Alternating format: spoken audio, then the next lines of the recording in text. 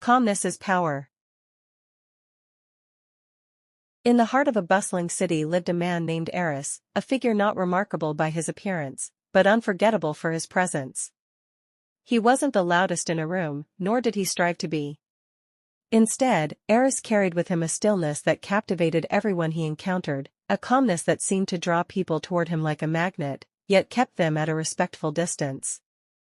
His calmness wasn't born of indifference, but rather, an inner power that seemed almost ethereal.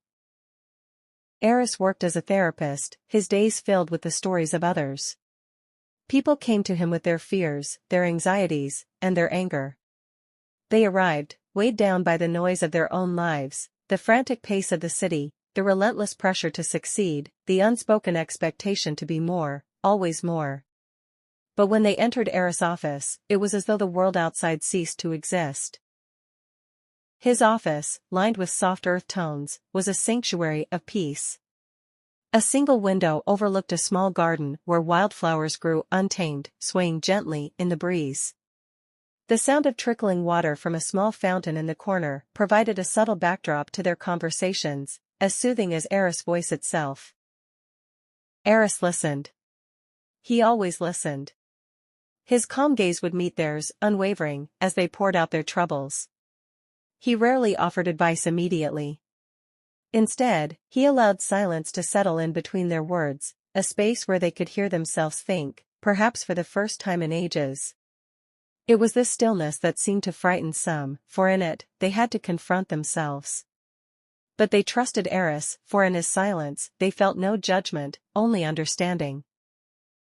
One day, a woman named Mara came to see him. She was a high-powered executive, someone who had built an empire out of ambition and sheer force of will. But now, the pressure was breaking her.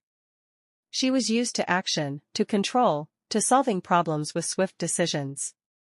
Yet, her life had spiraled into chaos, and she could no longer keep up with the demands. She sat in front of Eris, her hands wringing anxiously in her lap, her voice sharp as she outlined her issues. "I don't know what to do," she finally admitted, her words breaking as she stared at the floor. "I've tried everything, and nothing is working." Eris remained quiet, watching her for a long moment. Then he spoke, his voice gentle and sure, like the steady flow of a river. "You've tried everything, Mara, except stopping." She blinked at him, confusion furrowing her brow. "Stopping?" "Yes," he said, leaning back slightly in his chair. "You've pushed against life so hard, you've forgotten how to let it flow. Sometimes, the greatest power lies not in action, but in stillness." Mara looked at him, disbelief flickering across her face. "Stillness won't fix anything." Eris smiled, not a smile of amusement, but of deep understanding. "Stillness won't fix things as you expect it to. But it will allow clarity. In calmness, you find the space to breathe, to think, to truly see the world as it is, not as you fear it to be. And in that calm, power returns to you, not power over others, but the power within yourself."